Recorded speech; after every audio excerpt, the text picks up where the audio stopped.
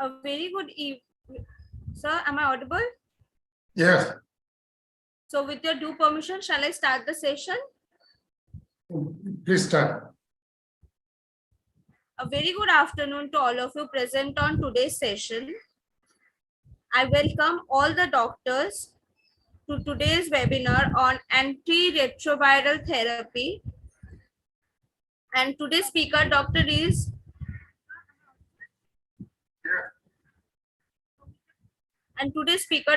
Dr. M. Balasubramanian, sir. I would like to hand over the session to Dr. Subramanian, sir. Sir, over to you. Please start. Thank you, Nishita and JCP, for your one more chance for me to speak things. Today, I'll be speaking about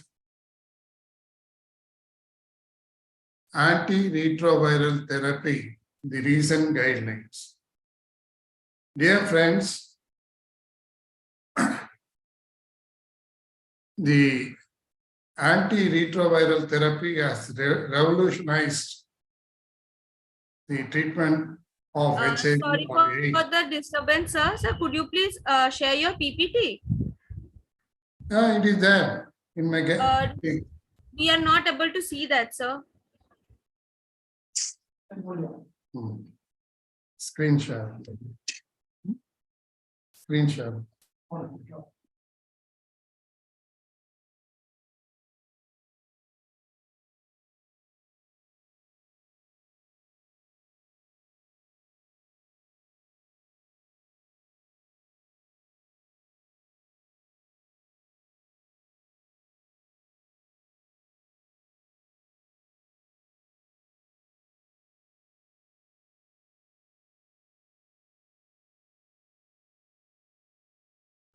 Are you able to see my slides? Yes, sir. Yeah, right. As I told you, we have been tackling HIV or AIDS for more than 10 years without drugs. With the advent of antiretroviral drugs, it has revolutionized and brought down the mortality and morbidity of HIV or AIDS. The first ever known case of HIV infection was diagnosed in June 1981 in Los Angeles, USA. Since then, there have been tremendous advances in the field of prevention, diagnosis, care, and treatment of HIV or AIDS globally. This global progress in identification of newer drug molecules that are more robust and less toxic, a significant reduction in the cost of therapy, and innovative approaches to the service delivery and increasing the access to treatment have literally transformed the disease from a virtual death sentence in the early 1980s to a chronic manageable disease now. As per UNAIDS 2021 global report, an estimate of 37.6 million, that is 4 crores of people, are living with HIV, with considerable variation in the numbers of PLHIV between the countries.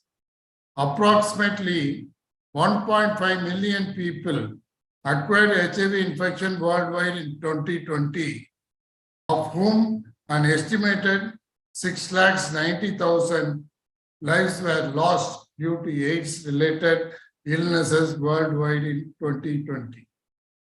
An estimated 27.4 million PLHIV were accessing antiretroviral therapy, that is ART, in 2020 globally. Despite this great achievement, challenge remains to be put the rest on ART to reduce the mortality and comorbidities to prevent further transmission of HIV.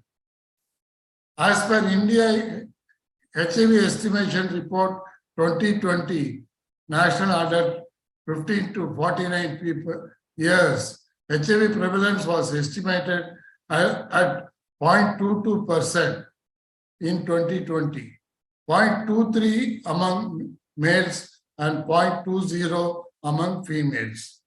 The national adult prevalence continued to decline from an estimated peak level of 0.54 in 2000 or 2001 through 0.33 in 2010 and to 0.22 in 2020. This corresponds to a 33.3 decline in the last 10 years. Similar consistent declines were noted among both males and females at the national level. The first case of HIV in the country was detected among female sex workers screened for HIV in Chennai, Tamil Nadu in 1986, that is from my place, followed by the reports from other parts of the country. By 1987, approximately 135 more cases came to light, of which 14 had progressed to AIDS. In 2006, an estimated 5.6 million of HIV existed in the country, concentrated mainly in 6 states, namely Maharashtra, Andhra Pradesh, Karnataka, Tamil Nadu, Manipur, and Nagaland. However, by 2009, better estimation methods established the HIV burden to be around 2.3 million cases. To respond to the challenge, the Government of India established National AIDS Committee in 1986, which led to the establishment of National AIDS Control Organization, that is NACO, in 1992 to oversee the policies for prevention and control of HIV infection. The first phase of National AIDS Control Program, that is NACP, started in 1992 and lasted until 1999. The first phase contained initial interventions focused on understanding the modes of transmission and on prevention, blood safety and information, education and communication, that is IEC, information, education and communication strategy to increase awareness. This was followed by NACP 2, that is 2000 to 2005, NACP 3, 2006 to 2011, NACP 4, 2012 to 2017, which was extended for further 4 years till March 2021. In the meanwhile, 7-year national strategy plan for HIV or AIDS and STI 2017 to 2024 was initiated, overlapping the phases of 4 and 5. So, with this introduction, we will come to diagnosis of HIV infection in adults and children. HIV is now considered a chronic manageable disease, and majority of the PLHIV remain healthy if correct and timely treatment is started. Late diagnosis is an important factor associated with HIV-related morbidity and mortality. The voluntary HIV testing with informed consent should be offered and encouraged in a wide variety of settings. HIV infection in an individual beyond 18 months of age can be detected by laboratory tests that demonstrate either the virus or the viral products or antibodies to the virus in the blood, serum, or plasma. In children below 18 months of age, due to the persistence of maternal antibodies, diagnosis of HIV is made by polymerase chain reaction, PCR test, that detects HIV nucleic acid. The national program recommends that HIV testing should be done using highly sensitive and specific rapid tests in HIV counseling and testing centers, facilities which provide reliable, timely, accurate test results as per the prescribed quality standards. There are 2 types of HIV, HIV-1 and HIV type 2. The most common cause of HIV infection throughout the world is HIV-1. that comprises of several subtypes with different geographic distributions. Information on the epidemiology of HIV-2 and dual infection in India is limited. However, cases of HIV-2 infection have been reported. Natural history studies indicate that HIV-2 is less pathogenic than HIV-1.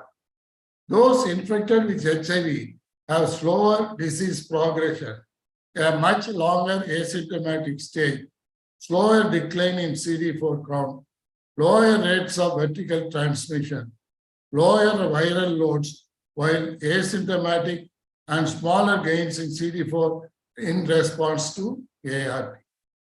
It is observed and well documented that infection with HIV-2 does not protect against HIV-1 or dual infection.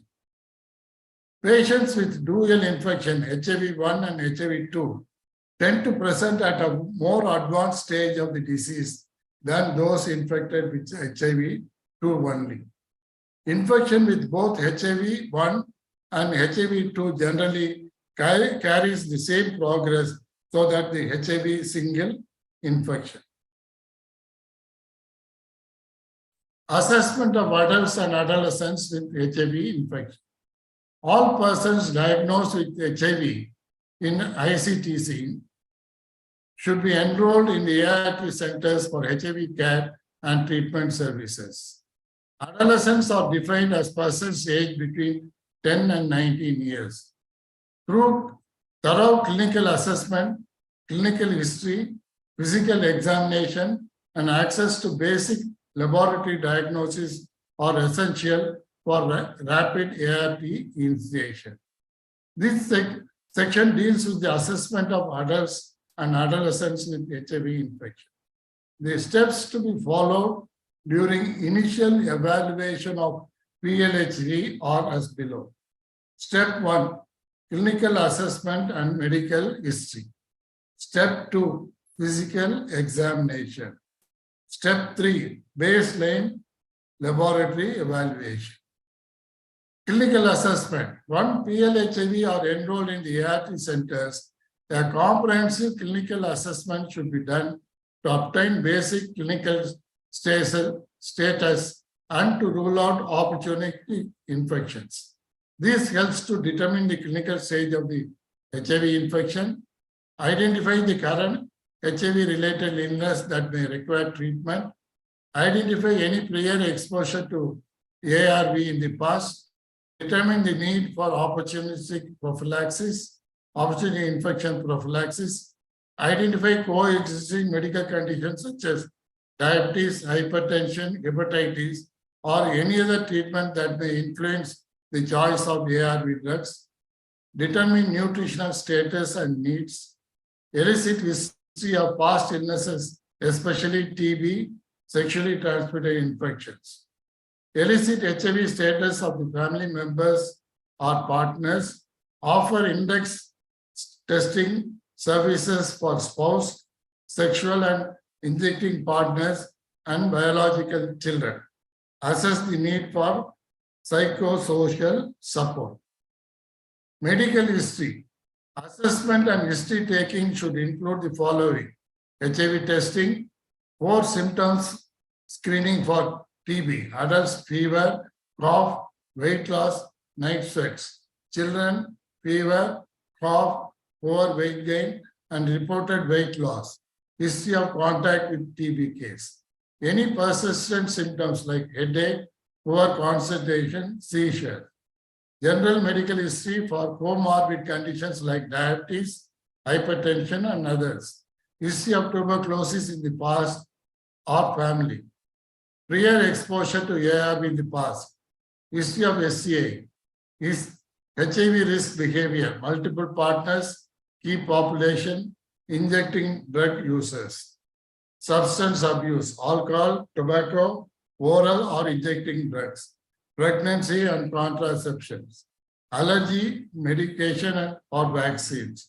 Nutritional status. Psychosocial assessment. In signs of serious illness, we should always look out for serious illness signs. On examination, if the PLHV is present with any of the following signs of serious illness, then immediate referral to the expert evaluation is a must. The patient should be admitted and evaluated. Temperature more than 39 degrees centigrade with headache, respiratory rate more than 30 per minute, heart rate more than 120 per minute, SpO2 with pulse oximeter less than 90%, altered mental status, example, confusion, strange behavior, reduced consciousness. Other neurological problems, persistent severe headache, seizure, paralysis, difficulty in talking, rapid deterioration of vision, unable to walk unaided, any other condition that requires emergency management. The patient may sometimes come only in the advanced HIV status. PLHV with the advanced HIV disease are defined as presenting with CD4 less than 2000 cells per cubic millimeter, or WHO clinical stage 3 or 4, or children aged less than 5 years. PLHV presenting with advanced HIV disease must be managed by the components of advanced disease package of services. The clinical staging of WHO in adults and adolescents is clinical stage 1, asymptomatic, persistent generalized lymphadenopathy in adults, children, asymptomatic, persistent generalized lymphadenopathy. Stage 2 in adults, moderate unexplained weight loss, recurrent respiratory tract infection, herpes zoster, angular cheilitis, recurrent oral ulceration, papular pruritic eruptions, fungal nail infection, seborrheic dermatitis. In children, unexplained persistent hepatosplenomegaly, recurrent or chronic upper respiratory infections, herpes zoster, linear gingival erythema, recurrent oral ulceration, papular pruritic eruptions, fungal nail infections, extensive wart virus infection, extensive molluscum contagiosum, unexplained persistent parotid enlargement.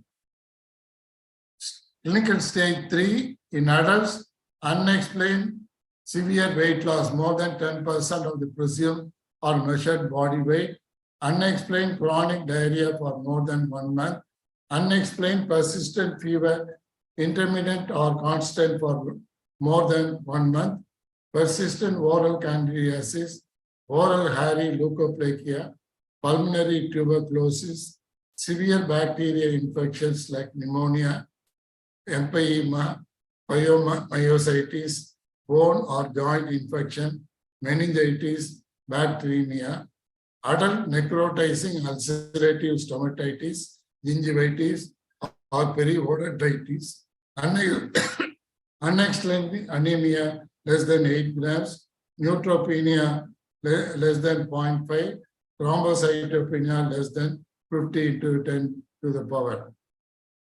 In children, unexplained moderate malnutrition, adequate responding to standard therapy, unexplained persistent diarrhea, unexplained persistent fever, persistent oral candidiasis, oral hairy leukoplakia, lymph node tuberculosis, pulmonary tuberculosis, severe recurrent bacterial pneumonia, acute necrotizing ulcerative gingivitis or periodontitis, unexplained anemia, asymptomatic lymphoid interstitial pneumonitis, chronic HIV lung disease, including bronchitis.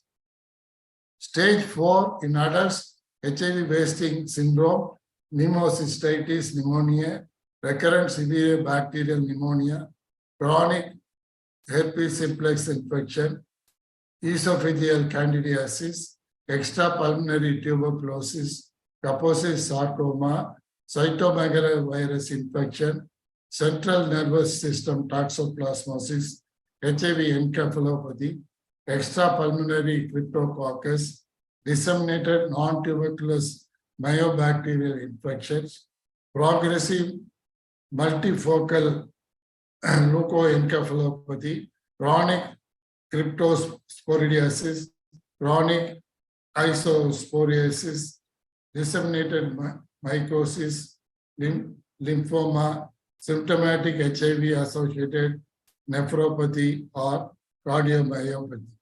In children, pneumocystic pneumonia, recurrent bacterial infection, chronic herpes simplex, esophagus of candidiasis, extrapulmonary tuberculosis, Kaposis sarcoma, cytomegalovirus infection, central nervous system toxoplasmosis, HIV encephalopathy, extrapulmonary cryptococcus, disseminated non-tuberculous mycoplasma infection, progressive multifocal leukoencephalopathy. To continue, recurrent septicemia, invasive cervical carcinoma, atypical leishmaniasis in adults, chronic cryptosporidiasis, chronic isosporiasis, disseminated endemic mycosis, cerebral or basal non-Hodgkin's, HIV-associated nephropathy or cardiomyopathy. In the development of this table, adolescents were defined as 15 years or older. For those aged less than 15 years, clinical staging for children should be used. For younger children less than 5 years, moderate malnutrition is defined as weight for height. Some additional specific conditions can be included in regional classification.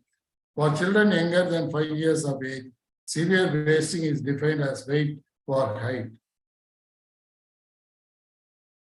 So, once you clinically stage the HIV patient, basic investigation essential tests for all patients registering in HIV care at ART center are hemogram and CBC, urine for routine and microscopic examination, fasting blood sugar, blood urea, serum creatinine, serum bilirubin, SGPT, VDRL, CD4 count, X-ray chest PAB.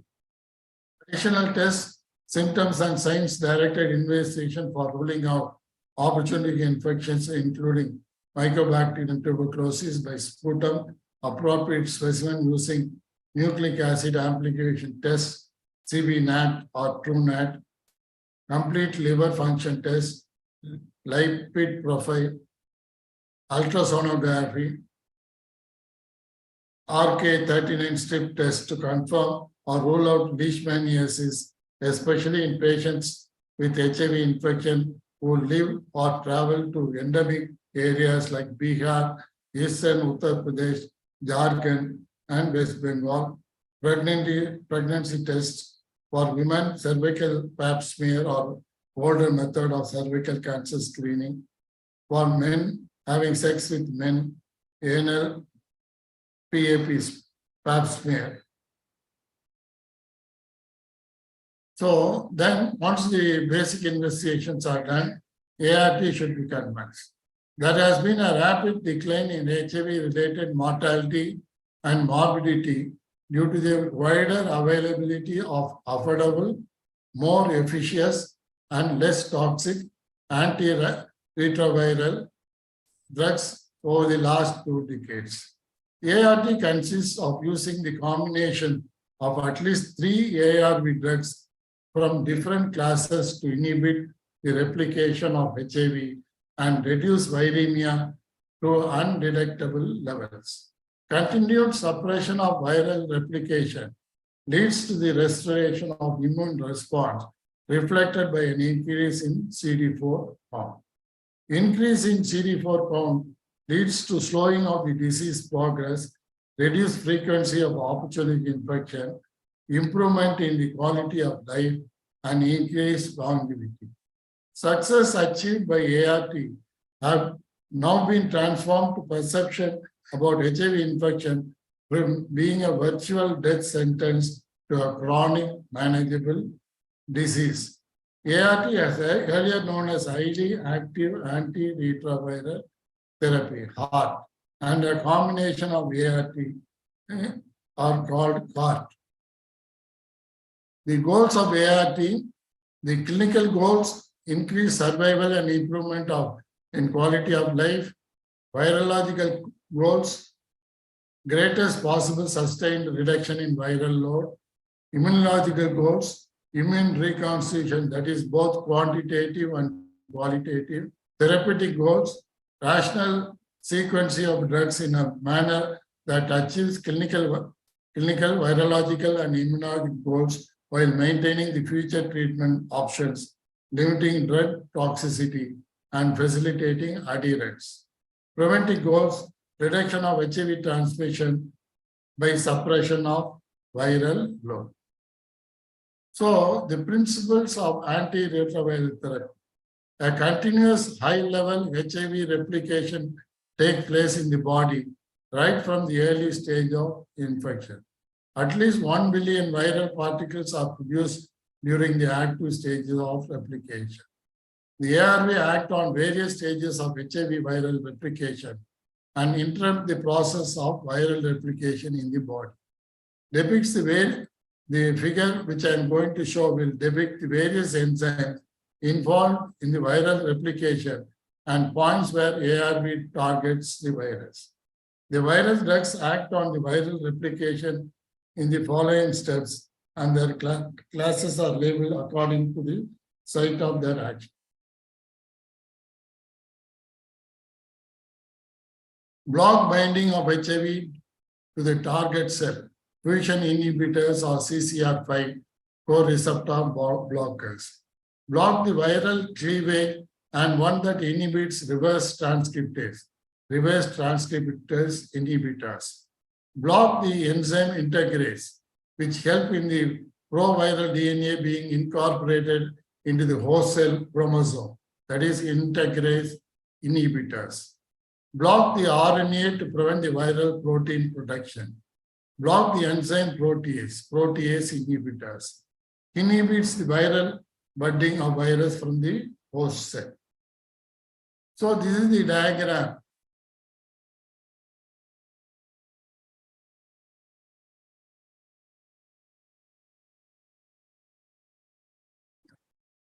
Sorry.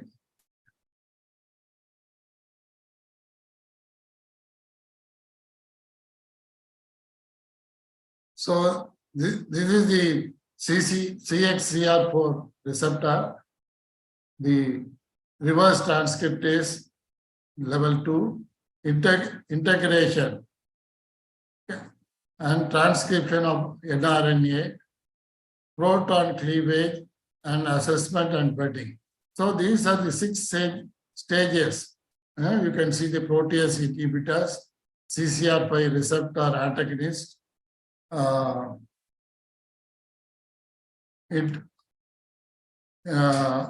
reverse transcriptase inhibitors.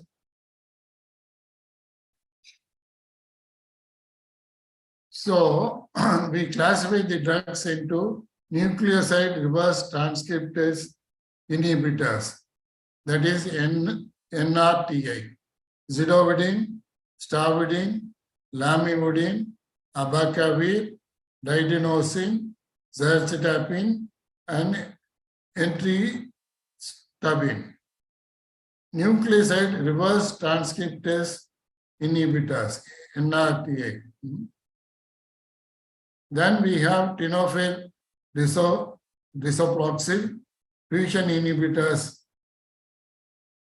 enfuridae, the non-nucleoside reverse transcriptase inhibitors like nevirapine, efavirenz. The drugs which are mentioned boldly are available in India. Integrase inhibitors like dolutegravir, raltegravir, then protease inhibitors like sikinavir, ritonavir, nelfinavir, amrinavir, indinavir, lopinavir, and antarzanavir, doronavir. CCR entry inhibitors, and they are also in the pipeline. The commonly used nucleoside reverse transcriptase inhibitors or tenofovir, that is 300 milligram once daily. The toxicity is renal toxicity and bone demineralization. Zidovudine 300 milligram twice daily. The toxic effects anemia, neutropenia, bone marrow suppression, gastrointestinal intolerance, headache, insomnia, myopathy, lactic acidosis, skin and renal hyperpigmentation. Lamivudine 150 milligram twice daily or 300 milligram once daily. Minimal toxicity, rash. Abacavir 300 milligram twice daily or 600 milligram once daily. Hypersensitivity reaction in 3%, 3 to 5%. Fever, rash, fatigue, nausea, vomiting, anorexia, respiratory symptoms like sore throat, cough, shortness of breath. Efavirenz 600 milligram once daily, bedtime administration. Avoid taking after high fatty meals. The side effects, central nervous system symptoms like dizziness, somnolence, insomnia, confusion, hallucinations, agitation, and personality change. Rash occurs, but less common than nevirapine. Nevirapine 200 milligram once daily for 14 days, followed by 200 milligram twice daily. The hepatitis usually within 12 weeks, sometimes life-threatening hepatitis toxicity, skin rash, occasionally severe conditions, including Stevens-Johnson syndrome, epidermal necrolysis, 10 patients who develop severe hepatic toxicity or grade 4 skin rashes should be rechallenged. So nevirapine, initially we were using it. Now with the advent of efavirenz, many of us have stopped using nevirapine.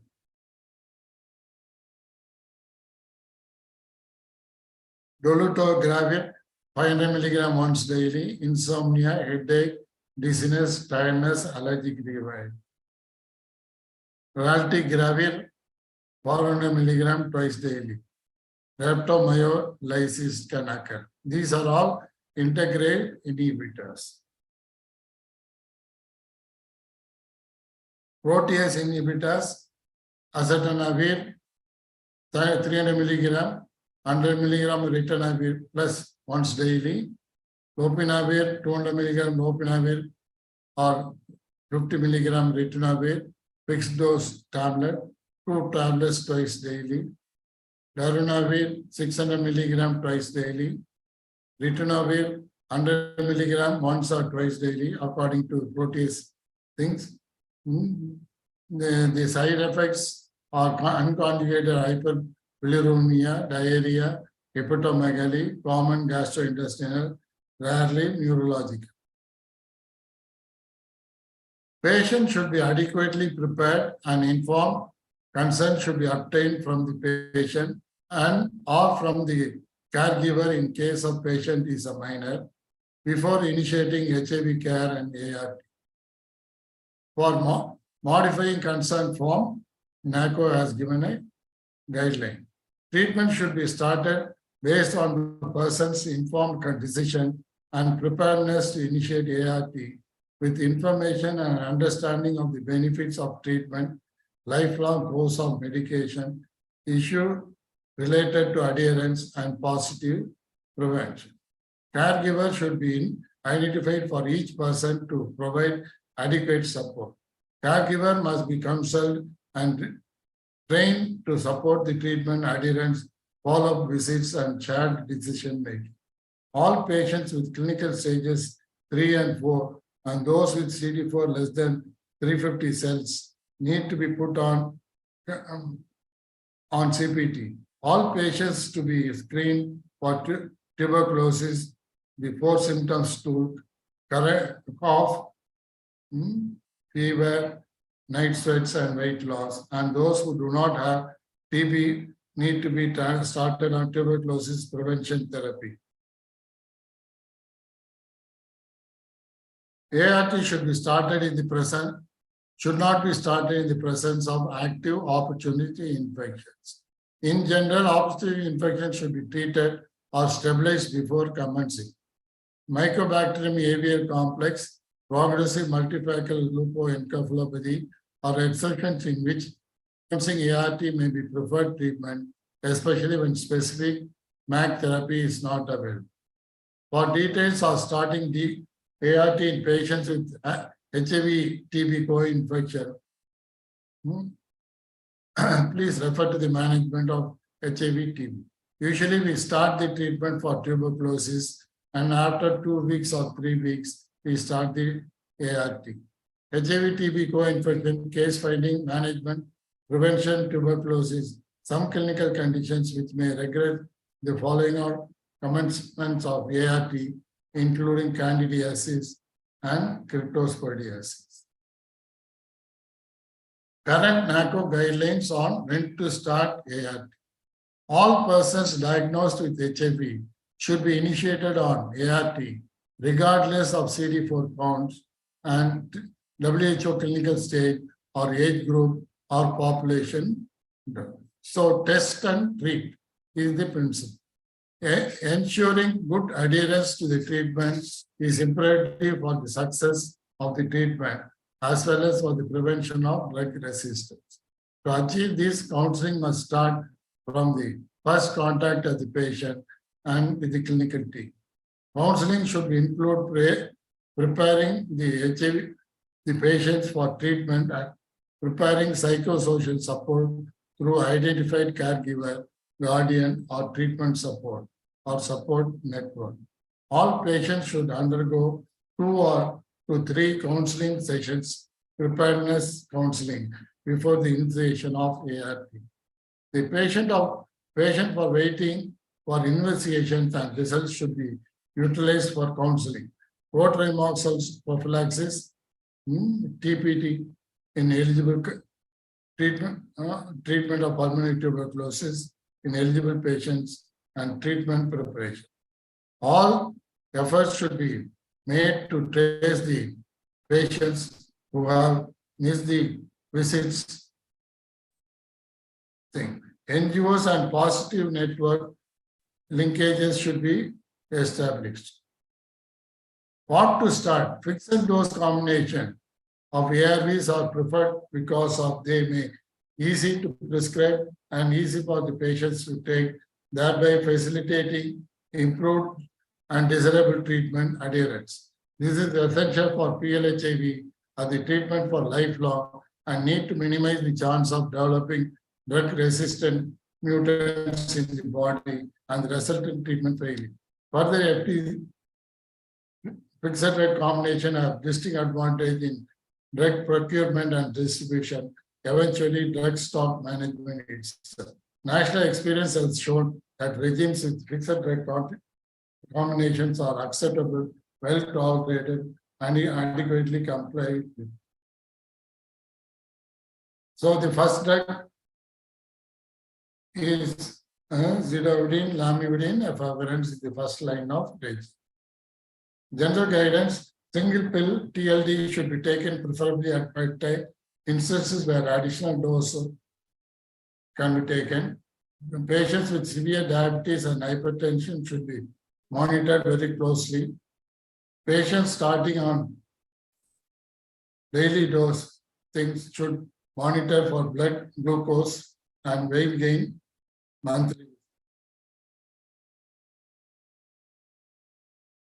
Rapid ART initiation for news and diagnose. I told you in severe active optional infection, we withhold until stabilization. For tuberculosis, 2 weeks of anti-TB treatment. Certain opportunity infection, we start along with ART.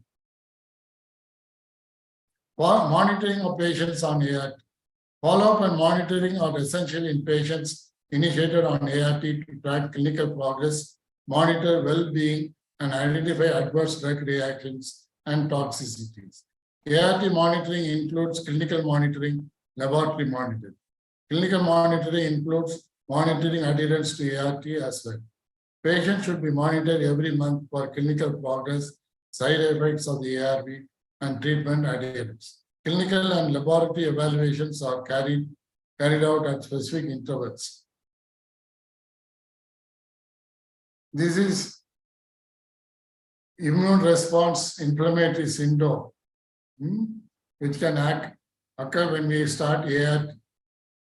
Iris is generally self-limiting and interruption of ART is rarely indicated, but people need to be reassured in the face of protracted symptoms to prevent the discontinuation of ART or poor adherence to ART. Mild form, only observation. Localized iris, local therapy like minor surgical procedures for lymph node abscess as system involvement. Most of the situational ongoing ART, recognition and management of ongoing infection, reconstitution immune reaction to non-replicating antigens.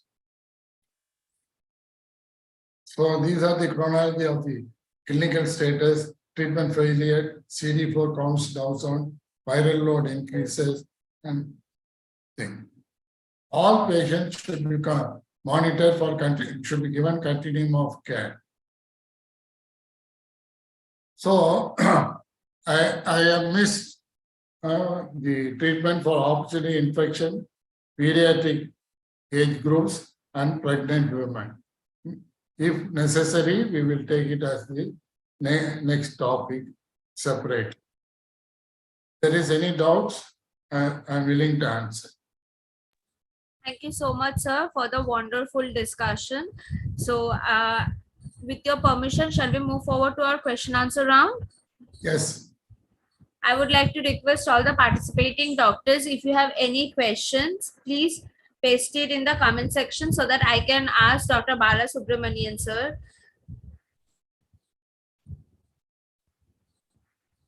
Sir, first, we have already received one question. The first question is it safe to take antiretrovirals with other medications? Yes.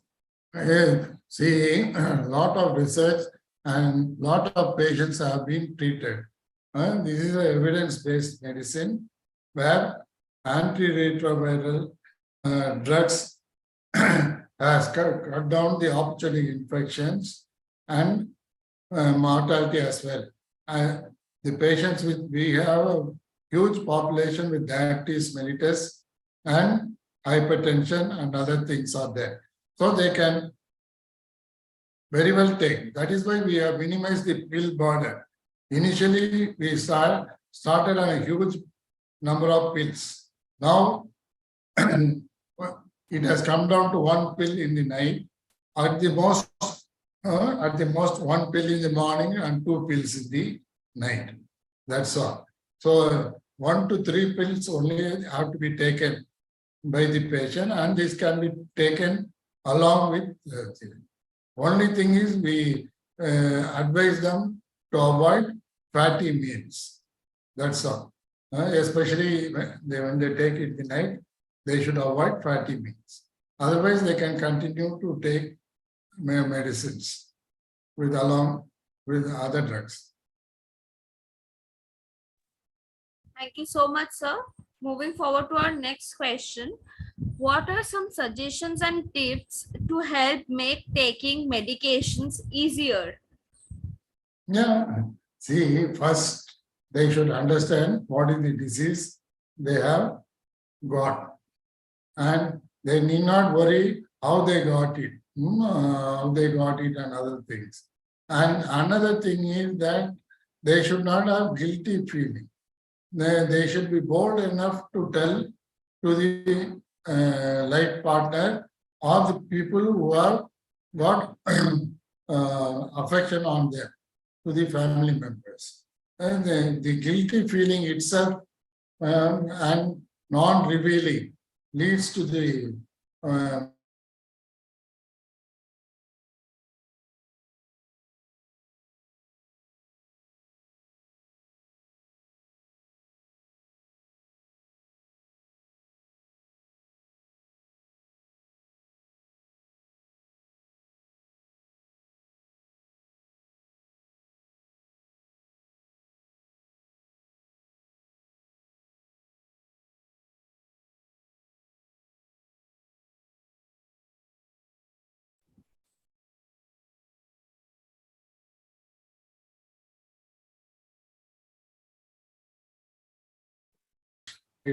and take the antiretroviral drugs, they keep on living. uh,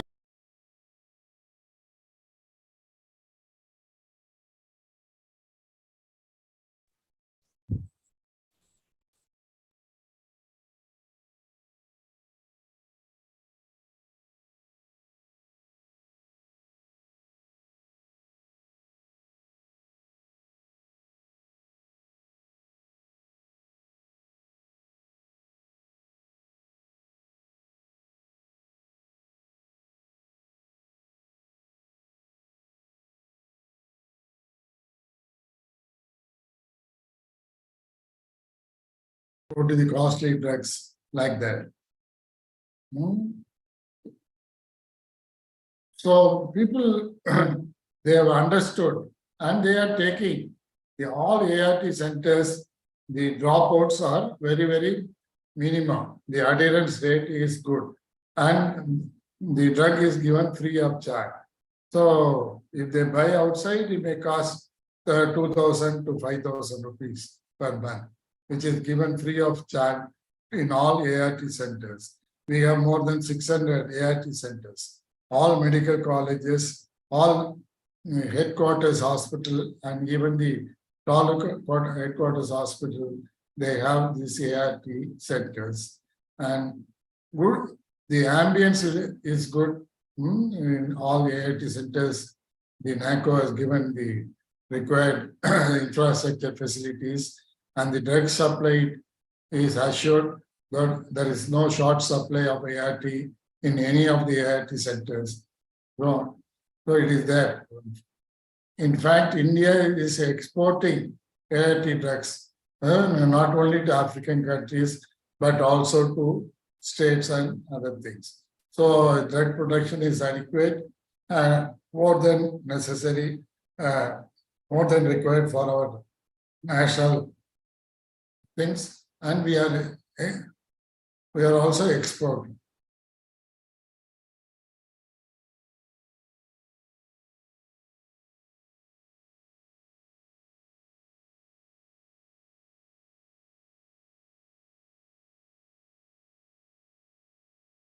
Thank you so much, sir. We are taking one last question of today's session. Doctor has asked, is it safe to use alcohol or recreational drugs while you are on antiretroviral therapy? Yeah. See, when we do counseling, or before initiating ART itself, when we inquire about the alcohol usage and recreational drugs. We tell them many of our drugs are toxic to liver and gastrointestinal tract. And the alcohol also has this same effect on liver and gastrointestinal tract. Why you want to have two things? The alcohol is avoidable, whereas antiretroviral is not only life-saving, it improves your quality of life. And so they realize, and already they are repenting how they got the infection. Most of them are unfortunate people who get it through sexual unprotected sex only. All blood transfusions are screened, all pregnant women are screened. So mostly it is through unprotected sex. When they are it and they want to change the life and live positively, definitely they do not take up alcohol consumption. And for those people who are bent upon taking the alcohol in moderation can be allowed. When we say that to Indian population, it will not be acceptable. And those people in abroad, they will take red wine or something less alcohol percentage, or they have other nutrients, free radical nutrients like red wine, other things they will take, but not. And recreational drugs, these recreational drugs only has prompted them to indulge in unprotected sex, mingling with not bad friends and other things. So better they know the value of life, and what the life that is remaining for them. They want to use it usefully for the wife, children, and the parents. And definitely, we have seen the PLHAs resorting back to good lifestyle behavior and saving and other things. In fact, leading a good life, and they become brand ambassadors. And we have this PLHA network, and you can every month they have the meeting. So the newly detected PLHAs go and attend those meetings, and those who are detected having the disease, those who have started the drugs, how they were, how they are now. It is wonderful. It is seen to be believed. So such a things, positive network, they are playing a very crucial role in motivating the newly detected people who are initially depressed. Some people, they go out to the extent of suicide, and these suicides are being prevented by these PLHs. So definitely, alcohol in moderation and total avoidance of recreational drugs is necessary. Thank you so much, sir, for sharing wonderful knowledge on ART and its guideline. And you have shared a very wonderful lecture also on different ART management of ART in different populations, including adult, adolescents, and pregnant women. I would really like to thank you for sharing the awareness also, and I hope all the participating doctors have also enjoyed this session very well. Thank you so much everyone for joining today's session, and thank you so much, sir, for taking the lecture on this particular topic. So with this, we are concluding the session here for today. Thank you very much. Thank you, IJCP. Thank you so much, sir. Right. See you.